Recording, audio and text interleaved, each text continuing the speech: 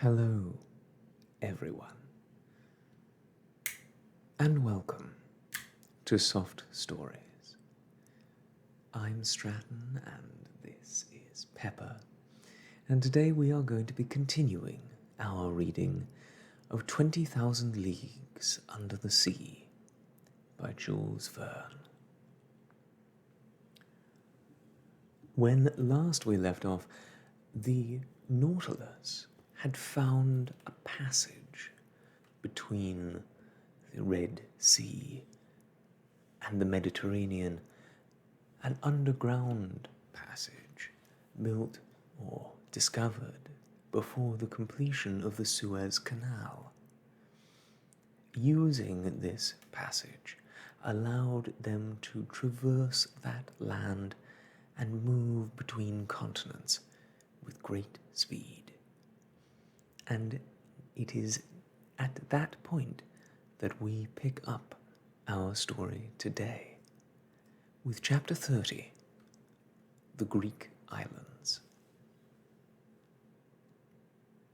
At dawn of the next day, February the 12th, the Nautilus once again came to the surface. I rushed up to the platform. 3 miles to the south, I could make out the vague outline of Pelusium. Our passage through the tunnel had been easy, but the current carrying us along had been so strong as to make it impossible to go back through this tunnel in the other direction. At about 7 o'clock, I was joined by Ned and Conseil. These two inseparable companions had slept soundly, without giving a thought to the extraordinary thing the Nautilus had done. "Well, Professor?" asked the Canadian in a slightly mocking tone. "What about the Mediterranean?" "We're in it, Ned, my friend." "What?" said Conseil. "You mean to say that during the night?" "Yes. During the night we crossed this uncrossable isthmus in a matter of minutes." "I don't believe it," replied the Canadian. "Well, you'd better, Ned," I said. "That land you see to the south is the coast of Egypt." "Go tell it to the Marines," retorted the stubborn Canadian. "But if Monsieur says so," replied Conseil, "it must be true." "Moreover, Ned, the captain did me the honor of letting me stay in the helmsman's compartment while he himself steered the Nautilus through his narrow tunnel." "Did you hear that, Ned?" said Conseil. "And with eyes like yours, Ned," I added, "you ought to be able to make out the jetties of Port Said stretching out into the sea." The Canadian looked around carefully. "Yes, you're right, Professor," he said. "Your captain's an extraordinary man. There's no doubt about it. We're in the Mediterranean. All right, then. Let's have a little chat and make sure that no one can overhear us." I knew what it was that the Canadian wanted to discuss, and I thought it better to let him get it off his chest. So the three of us went to sit by the searchlight, where we would be less exposed to the wet spray of the waves. "All right, Ned," I said. "We're listening. What is it?" "It's very simple," replied the Canadian. "We're in Europe, and I want to leave the Nautilus before Captain Nemo's whims take us to faraway Arctic seas or back to the South Pacific." As always, this kind of discussion with the Canadian put me in an embarrassing spot. I did not want to deprive my companions of their freedom, and yet I had no desire to leave Captain Nemo. Thanks to him and his submarine, day by day I drew nearer to completing my studies of underwater life, and I was rewriting my book on the ocean depths in the midst of the very place I was describing. Where would I ever find another opportunity like this to observe the wonders of the ocean? Nowhere. I therefore had no desire to leave the Nautilus before our investigations had been completed. Tell me frankly, Ned, I said, are you bored on board? Do you regret the stroke of fate that threw you into Captain Nemo's hands? The Canadian did not answer for a few moments. He then crossed his arms and said, Frankly, I don't regret having made this trip beneath the seas.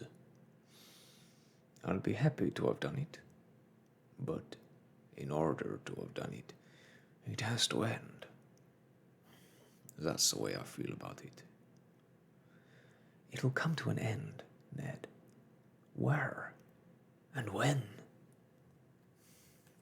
I don't know where. As to when, I couldn't say. I can only suppose that it will come to an end when the seas have nothing more to teach us. Everything that begins has to come to an end. I agree with Monsieur, said Conseil, and it seems very possible that after we've covered all the Earth's seas, Captain Nemo will let us loose. Loose? He's more likely to put us in a noose, cried the Canadian. Let's not exaggerate, Ned, I said. We have nothing to fear from the captain, but I still don't agree with Conseil. We know the secrets of the Nautilus, and I can't imagine its commander is going to let us go, and thereby risk having them spread all over the world. So, what do you think will happen? Asked the Canadian. We'll get an opportunity sometime. If not now, then maybe in 6 months. Exclaimed Ned Land. And would you please tell us just where we'll be in 6 months, Professor? Perhaps here, perhaps in China. You know how fast the Nautilus can travel. It crosses oceans like a swallow flying through the air, or like an express train traveling over continents. It doesn't even avoid regions full of shipping. Who is to say it won't go near France, England, or America, where we would have as good a chance of escaping as here? Monsieur Aronnax, answered the Canadian, there's one thing wrong with all your reasoning. You're talking in the future. We'll be here, we'll be there. I'm talking about right now. We're here, and we should take advantage of it. I felt hard-pressed by Ned Land's logic, and close to defeat. I no longer knew what arguments to use. Monsieur, Ned continued, even though it's impossible, let's say that Captain Nemo offered you your freedom today. Would you accept it? I don't know, I replied. And if he added that the offer would never be renewed, would you accept then? I did not answer. What does my friend Conseil think? Asked Ned Land. Your friend Conseil has nothing to say, he answered calmly. He has no interest whatsoever in the whole matter. He's a bachelor, just like his master, and his comrade, Ned. He has no wife, relations or children waiting for him at home. He's in the service of Monsieur. He thinks like Monsieur. He talks like Monsieur. And to his great regret, he can't be counted on to make a majority. Only two people are confronting each other here, Monsieur and Ned. Conseil is here to listen and keep score. I could not help smiling at the way Conseil effaced his own personality. Ned must have been delighted at heart not to have him as an adversary. "Well then, monsieur," said Ned Land, "since Conseil doesn't exist, let's discuss this matter between the two of us. I spoke my piece, and you heard me. What's your answer?" I obviously had to say something, and I did not like the idea of trying to dodge the issue. "Well, Ned," I said, "here's my answer. You're right, and my arguments can't stand up to yours. We can't rely on Captain Nemo's goodwill. The most elementary caution would prevent him from letting us go. So we must be on the lookout and take advantage of the first opportunity we get to leave the Nautilus." "Good, Monsieur Aronnax." "But let me say one thing," I added.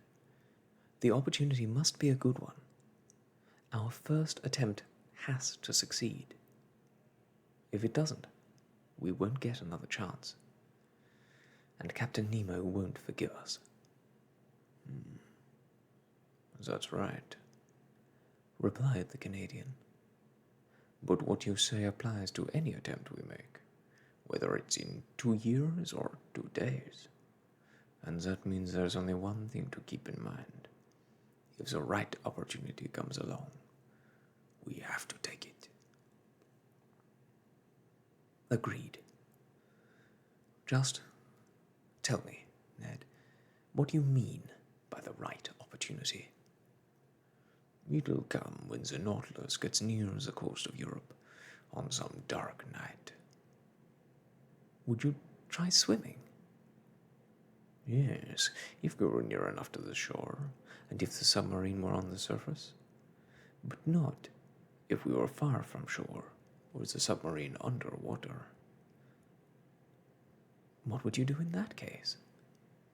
"I'd try and get hold of the dinghy. I know how to sail it. We'd get inside, unfasten it, and rise to the surface.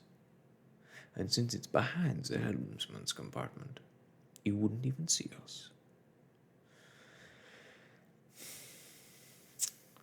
All right, Ned.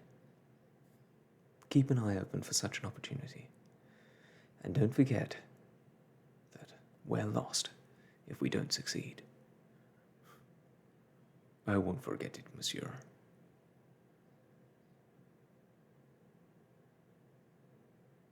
And now, Ned, do you want to know what I think about your plans? "What, Monsieur Aronnax?" Well, I think, mind, I don't say I hope, that this opportunity will never come up. "Why not?" Because Captain Nemo can't possibly believe that we've given up all hope of regaining our freedom. And he'll be on his guard, especially when we're near the coast of Europe. "I agree with Monsieur," said Conseil. "We'll see," replied Ned Land, shaking his head with an air of determination. Now, Ned, I added, let's leave it there. Not another word about all this. The day you're ready to go, tell us, and we'll follow you. I leave it completely up to you." Thus ended this conversation, which was to have such serious consequences later on.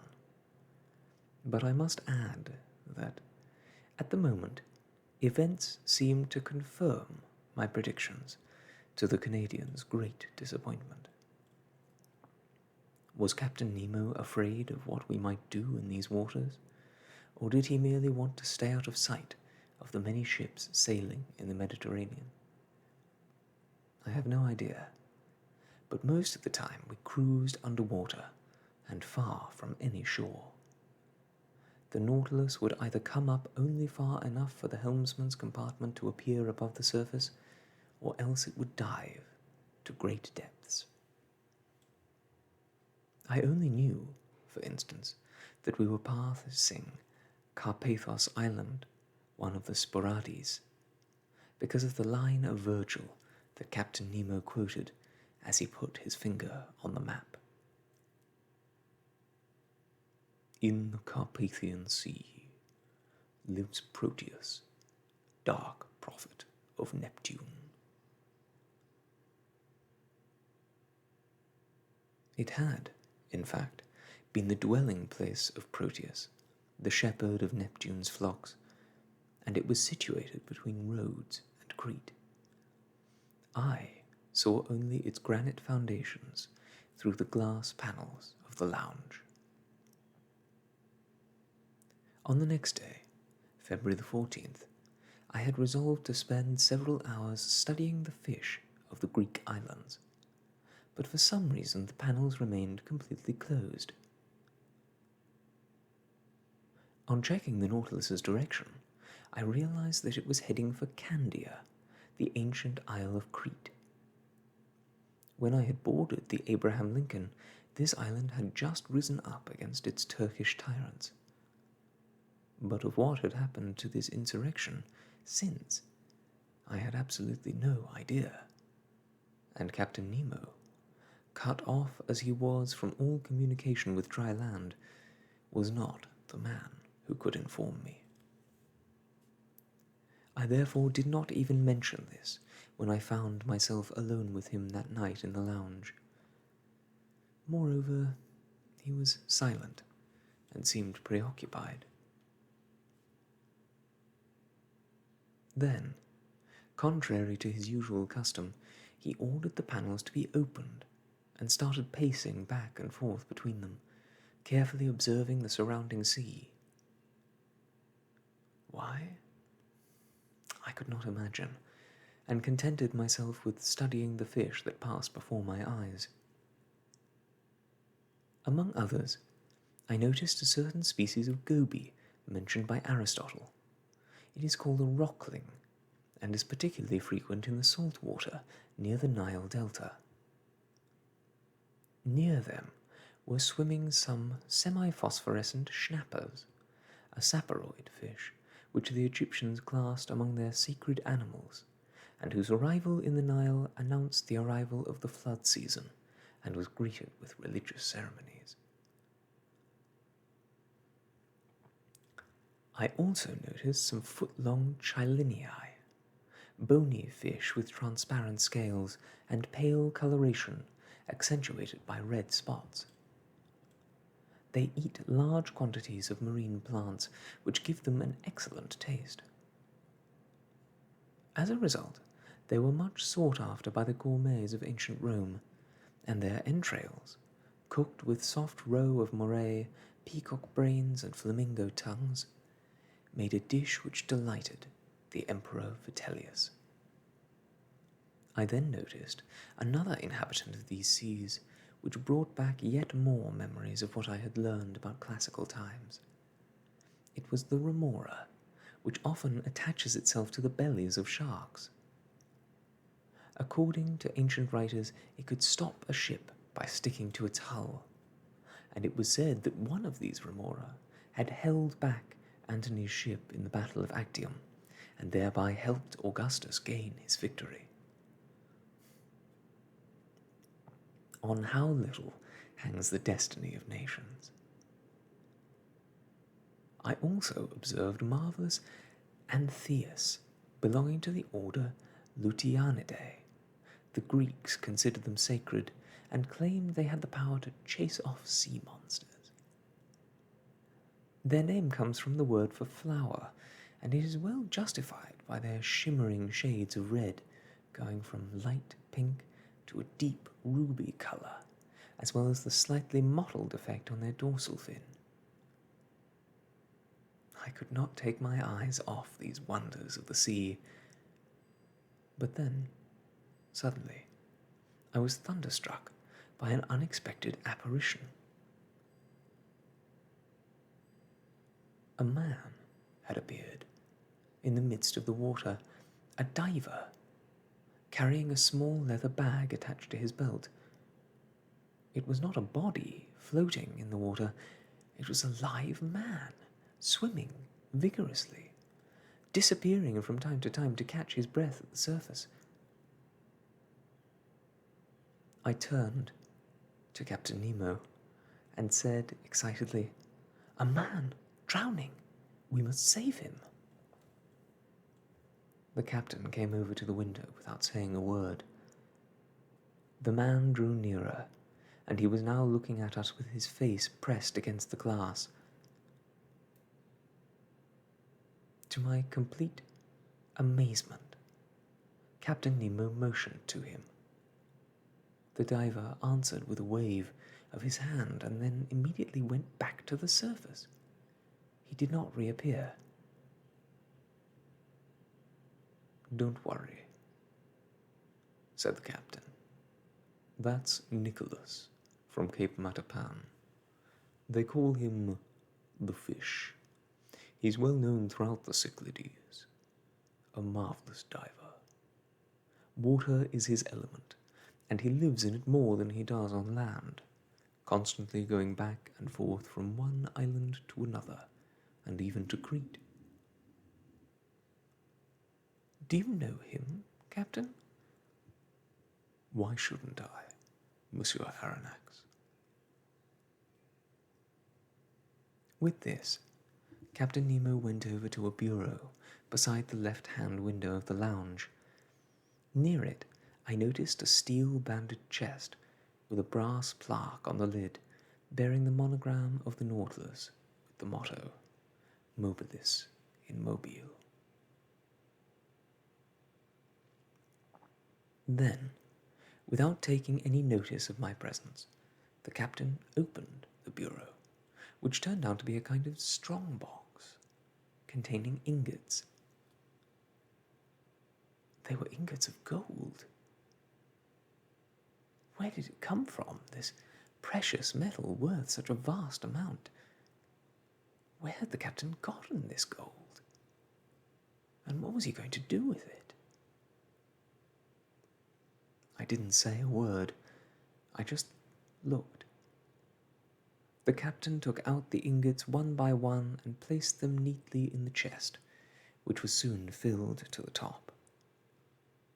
I estimated that it contained more than 2,000 pounds of gold, or in other words, an amount worth about $1 million. The chest was securely fastened, and on its lid the captain wrote an address in letters which must have been Greek. He then pressed a button communicating with the crew's quarters.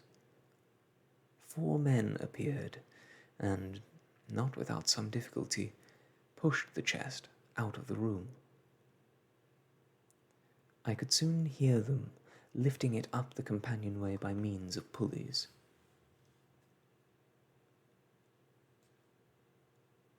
Then Captain Nemo turned towards me and asked, "You were saying, Professor?" "I wasn't saying anything, Captain." "Then with your permission, monsieur, I shall wish you good night." And with that, Captain Nemo left the room. I went to my room, very puzzled, as one might well imagine. I tried in vain to sleep. I attempted to find some relationship between the appearance of the diver and the chest filled with gold. Soon I felt the ship rolling and pitching, and realized that the Nautilus had surfaced. Then I heard the sounds of steps on the platform. I realized the dinghy was being unfastened and put to sea. It knocked against the Nautilus for a moment, and then all noise ceased. 2 hours later, I heard the same noises, the same goings and comings. The dinghy was hauled on board, refastened in its place, and the Nautilus once again dove under water. So, all this gold had been taken someplace. Where? And with whom was Captain Nemo in communication? The next day I told Conseil and Ned what had happened. My companions were no less surprised than I. "But where did he get all this gold?" asked Ned Land. I had no answer to that question. After lunch, I went to the lounge and started working. Till 5 in the afternoon, I was busy drawing up my notes. Then, suddenly, I thought at the time it might have been due to some personal indisposition. I felt very hot and had to take off my byssus coat. This was very strange, as we were not in the tropics, and besides, with the Nautilus submerged, we should have been insulated against the outside climate. I looked at the pressure gauge. It indicated a depth of 60 feet, or in other words, beyond the reach of atmospheric heat.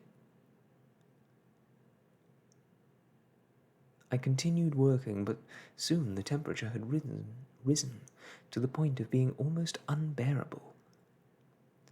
Could it be that there's a fire on board? I thought.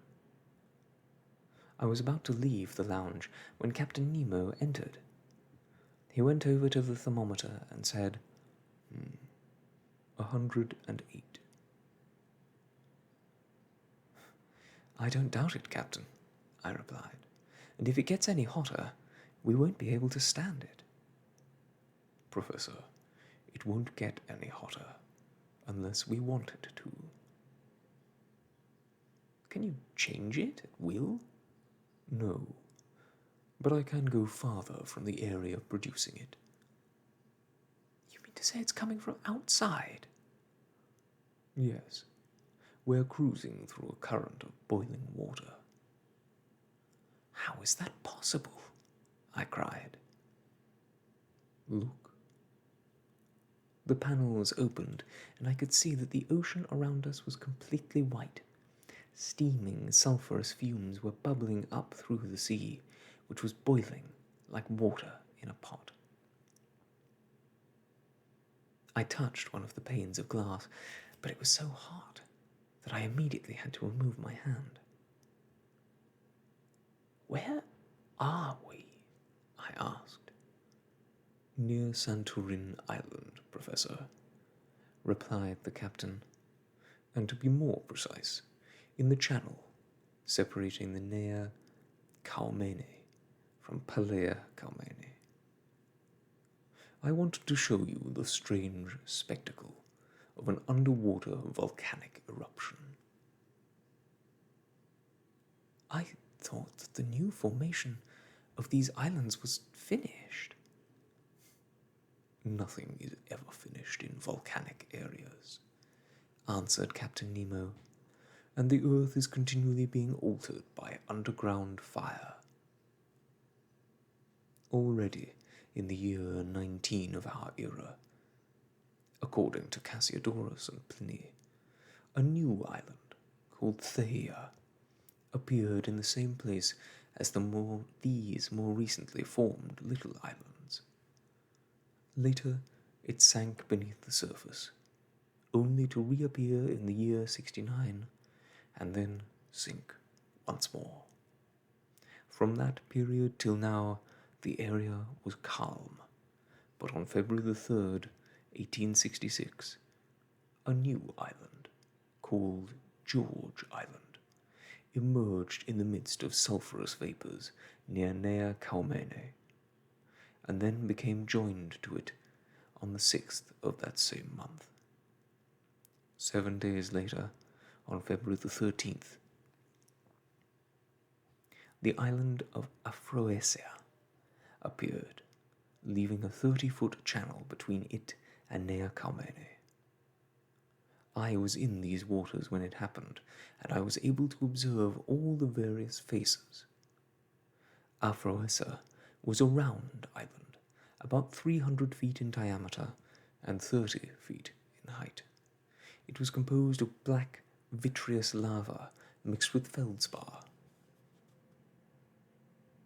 Finally, on March the 10th, a yet smaller island called Reka appeared next to Nea Kaumene, and then the three became fused together, forming one entire island. "Are we in one of these channels now?" I asked. "This one," he said, pointing to a chart of the area. "As you can see, I have drawn in the new islands."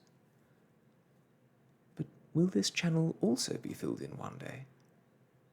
"Probably, Monsieur Aronnax, for since 1866, 8 little lava islands have arisen in front of the port of St. Nicholas on Palea Kaumene. It is therefore obvious that Nea and Palea Kaumene will soon be joined, whereas it's microscopic animals that form islands in the Pacific. Here it's volcanic action.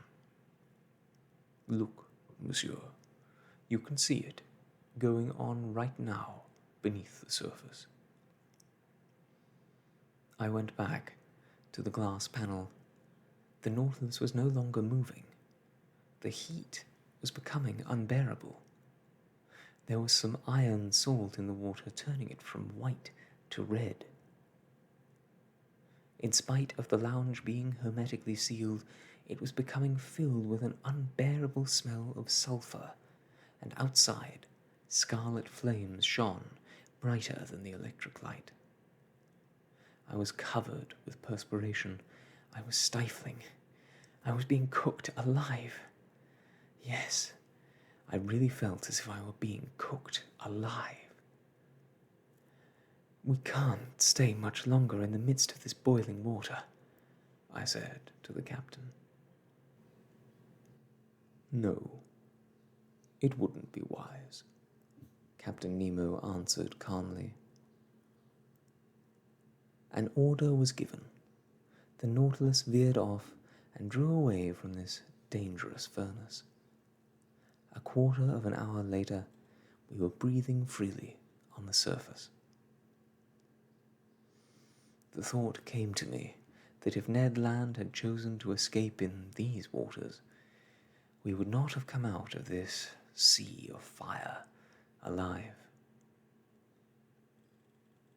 On the next day, February the 16th, we quit that basin which, between Rhodes and Alexandria, goes down to depths of 10,000 feet, and the Nautilus, cruising past Carigo Island and Cape Matapan, left the Greek islands. Chapter 31. Through the Mediterranean in 48 hours. The Mediterranean, the bluest of all seas, the great sea of the Hebrews, the sea of the Greeks, and the Mare Nostrum of the Romans, bordered with orange trees, aloes, cactus, sea pines, scented with the perfume of the myrtle, framed by rugged mountains, saturated with a pure, clear air, and yet incessantly troubled by volcanic action, is a true battlefield in which Neptune and Pluto still struggle for domination of the world. There on its banks and waters, as Michelet said, man gains new strength in one of the most invigorating climates of the globe. But however beautiful it may be, I was only able to get a rapid glimpse of its basin, which covers an area of 850,000 square miles. Even Captain Nemo's knowledge was of no help to me, for this enigmatic person didn't appear once during our rapid crossing. I estimated that it took the Nautilus 48 hours to travel about 1,300 miles beneath the surface. We left Greek waters on the morning of February the 16th, and by sunrise on the 18th we had crossed the Straits of Gibraltar.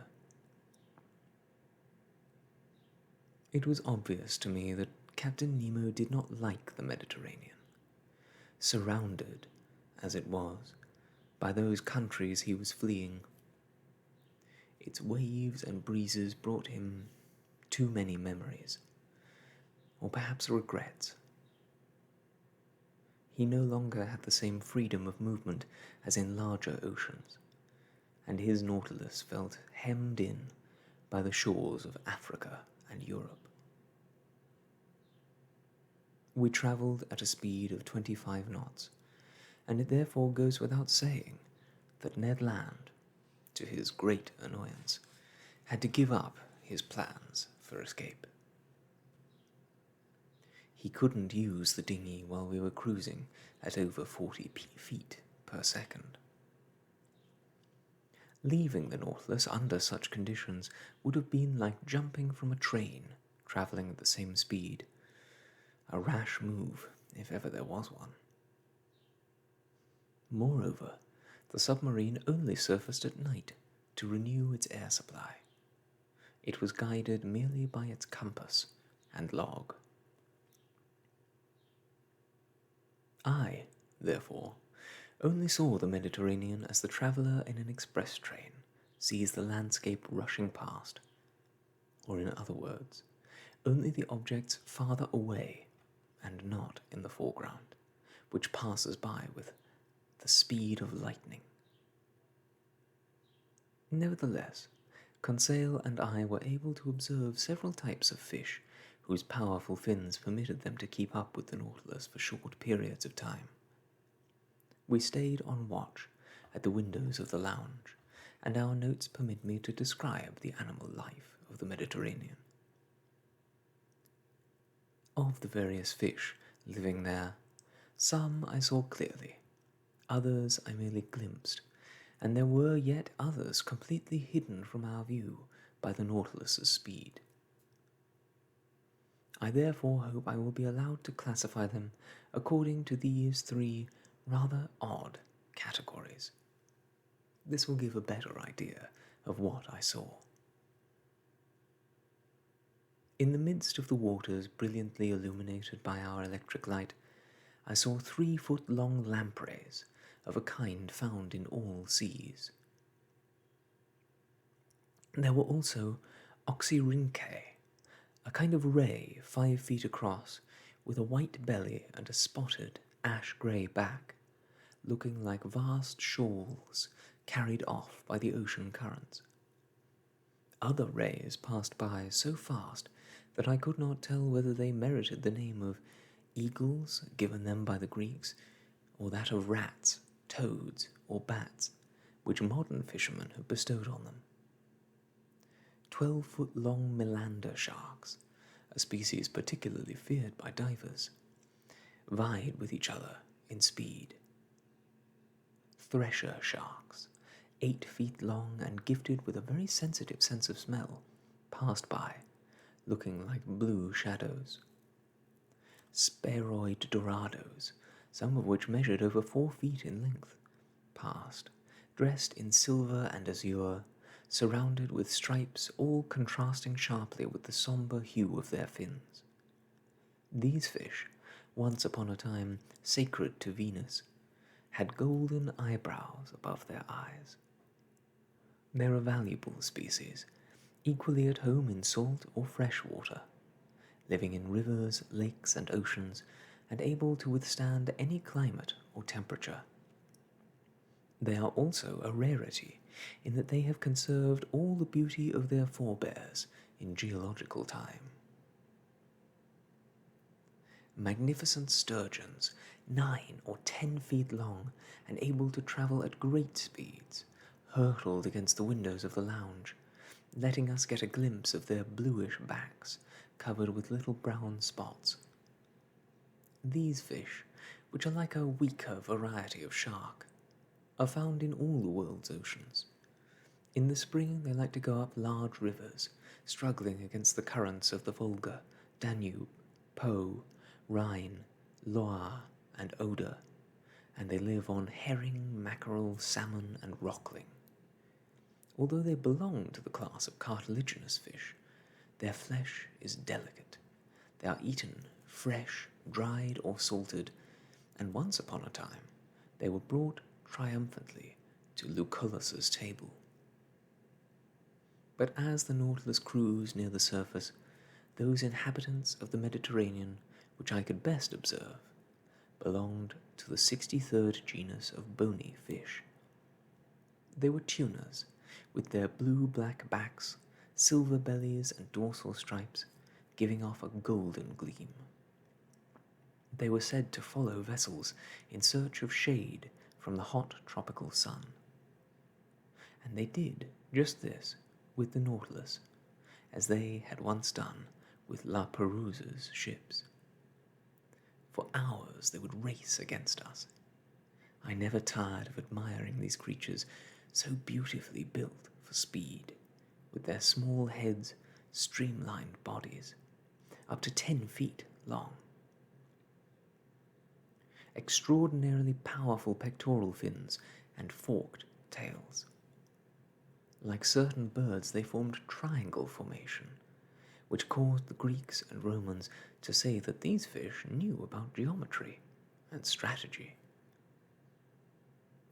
Nevertheless, they do not escape Provençal fishermen, who esteem them as much as did the inhabitants of Propontis and Italy, and thousands upon thousands of these precious animals hurl themselves blindly and heedlessly into the nets awaiting them. I will mention, only as a reminder, those Mediterranean fish of which Conseil and I merely got a fleeting glimpse.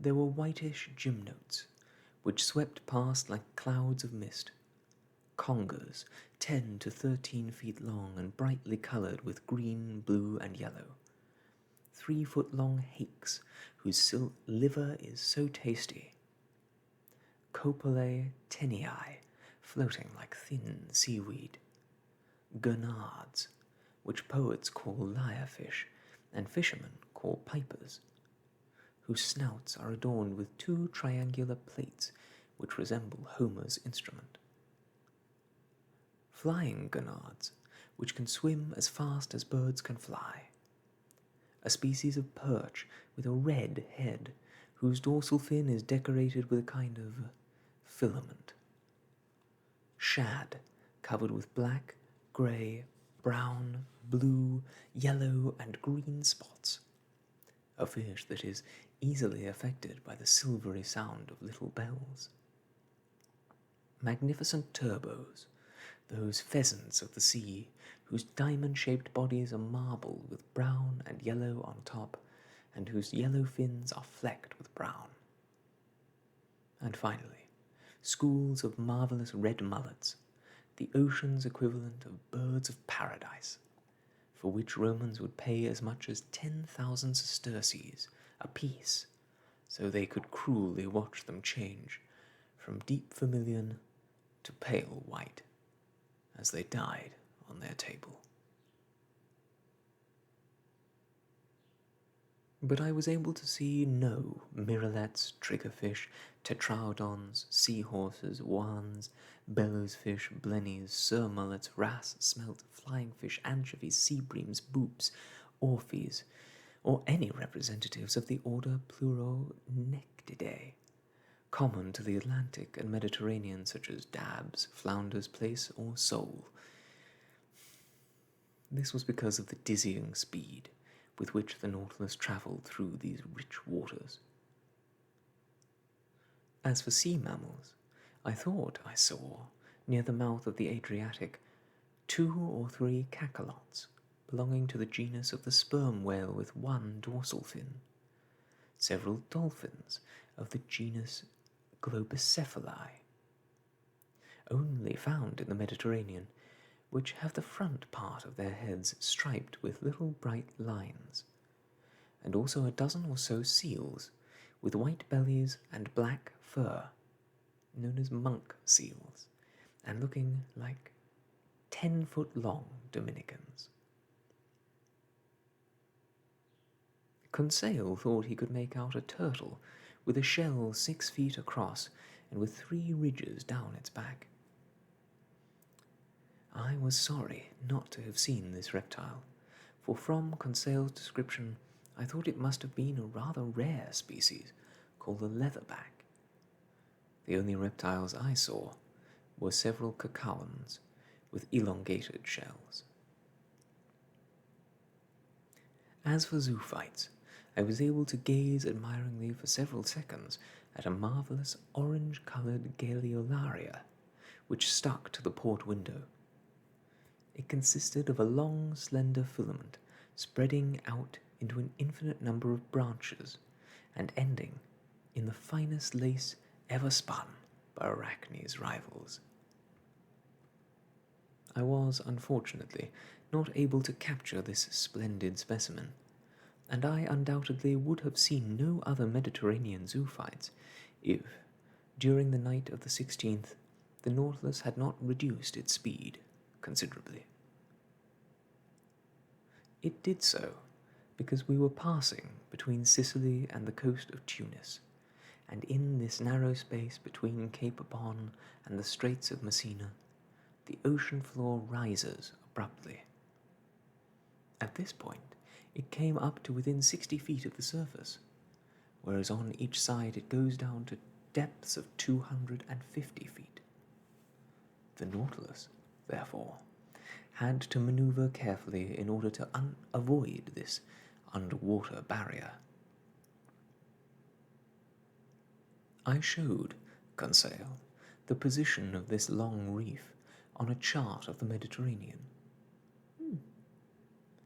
If Monsieur doesn't mind me saying so, observed Conseil, it's like an isthmus connecting Europe to Africa. Yes, my boy, I answered. It cuts across the entire Straits of Libya, and Smith's soundings have proved that between Cape Boyo and Cape Farina, the continents were once believed to have been connected. I can easily believe it, said Conseil. And what's more, I went on, a similar barrier existed once between Gibraltar and Ceuta, completely closing off the Mediterranean. What would happen, asked Conseil, if, someday, volcanic action again raised these barriers above the surface of the water? I doubt that would ever happen, Conseil.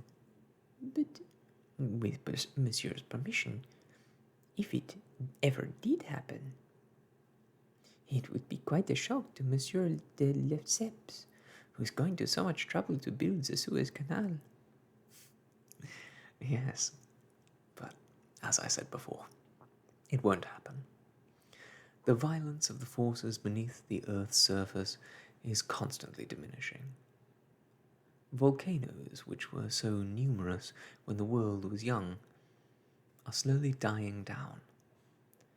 The temperature of the Earth's inner surfaces lowers appreciably each century, and will eventually have unfortunate results, for this heat is life.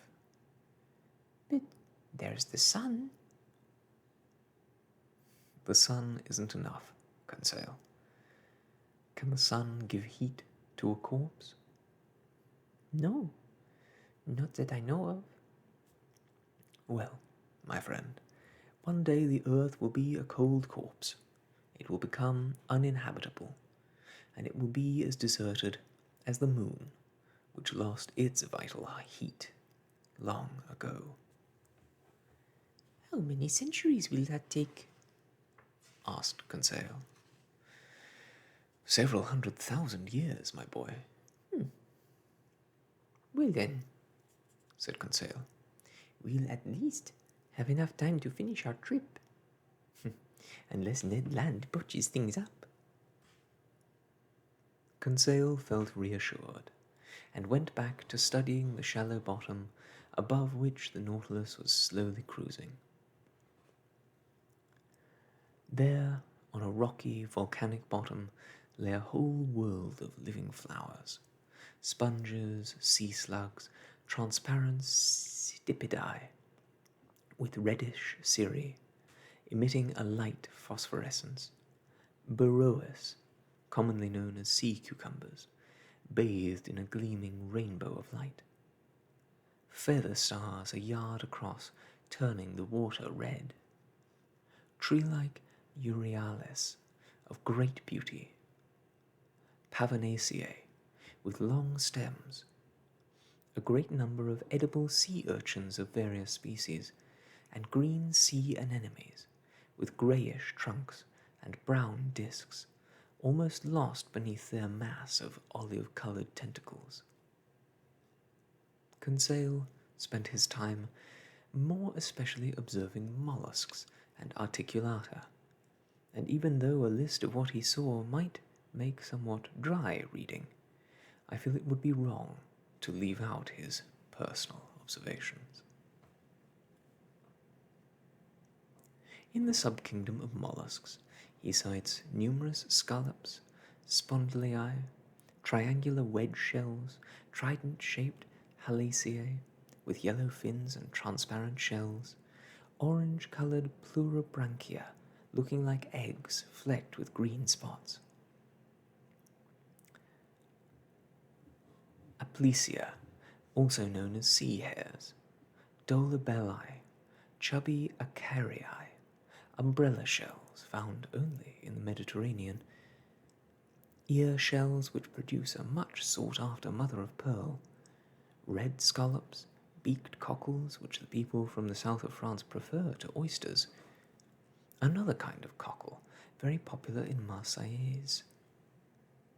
Some of those clams so common off the coast of North America and which are eaten in such quantities in New York, comb shells of various colours, lithodes hiding inside their shells, whose flesh has a peppery taste that I like very much.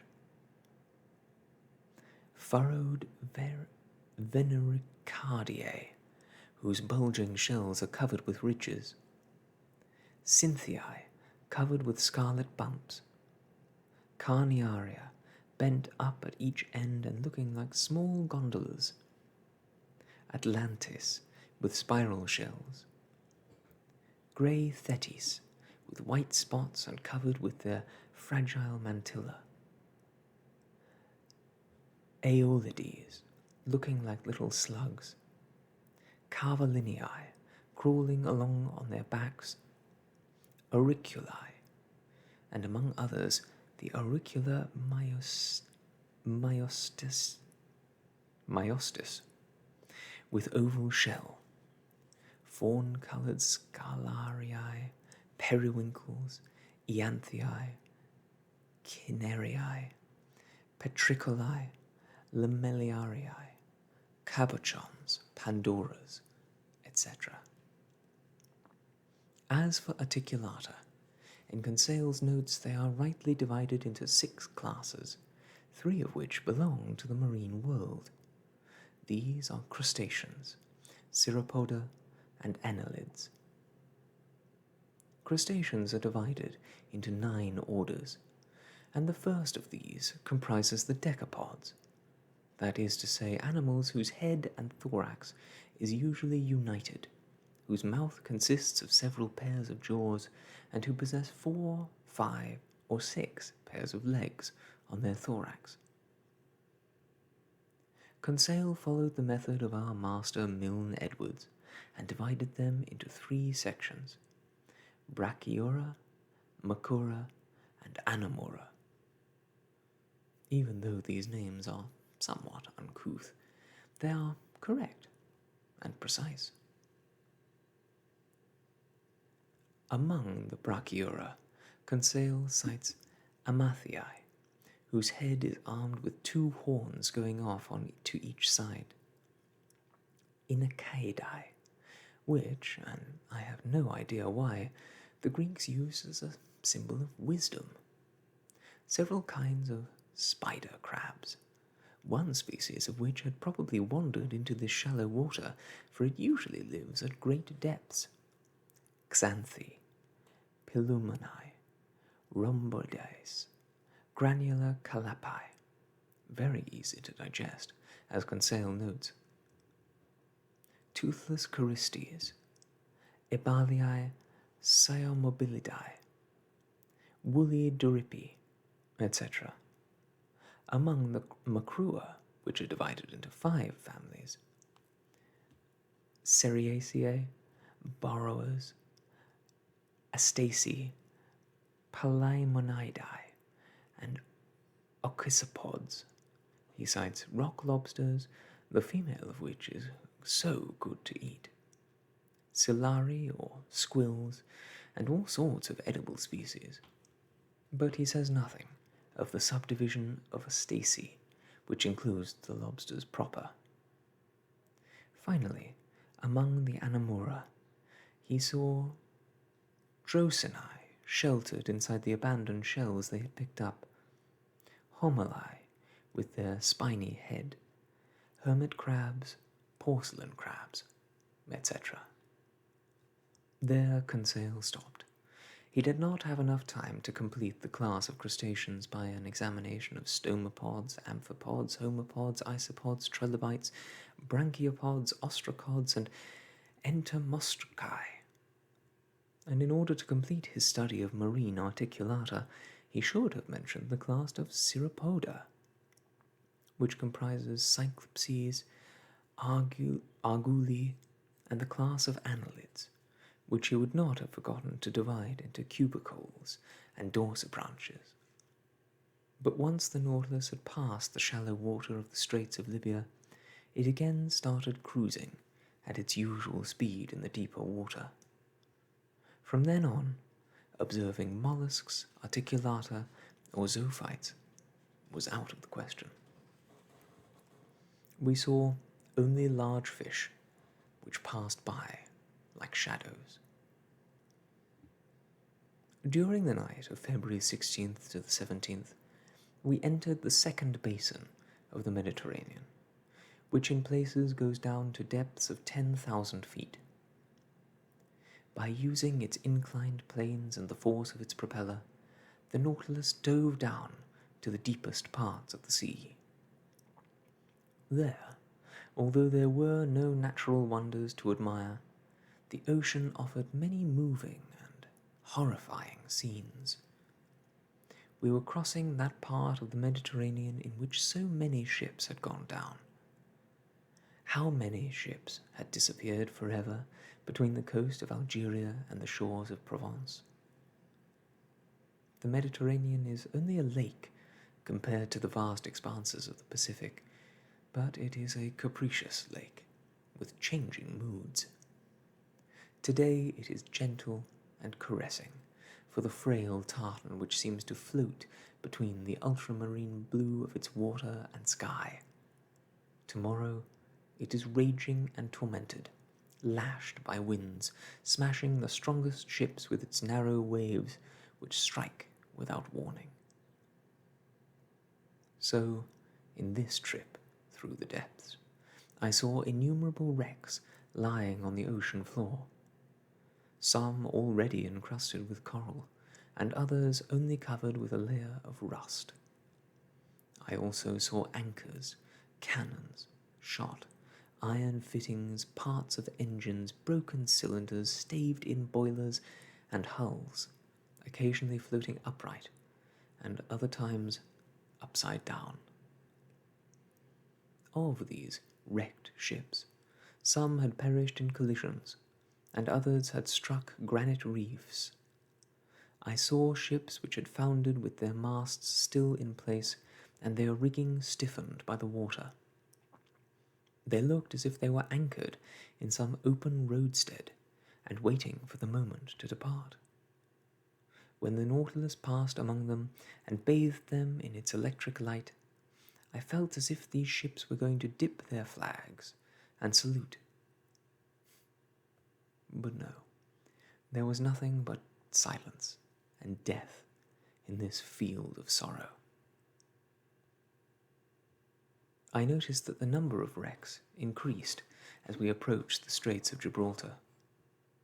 The shores of Africa and Europe are closer together there, and collisions are common in this narrow space. I saw many iron hulls, eerie wrecks of steamers, some lying flat on the bottom, and others standing on end like huge animals. One of these boats presented a terrifying spectacle with holes in its side, its funnel bent, its paddle wheels destroyed except for their mountings, its rudder separated from its sternpost but still held on by a chain, and its rear nameplate eaten away by the sea. How many lives must have been lost in this shipwreck? How many victims must have gone down with it? Had some sailor survived to tell of this terrible disaster? Or did the ocean still keep the secret of what had happened? I don't know why, but it struck me that this boat, buried in the ocean, could be the Atlas, which had disappeared with all hands about 20 years before, without another word ever being heard of it. What a grim task it would be to write a history of the Mediterranean depths, this vast cemetery where so much wealth has been lost and where so many victims have met their death.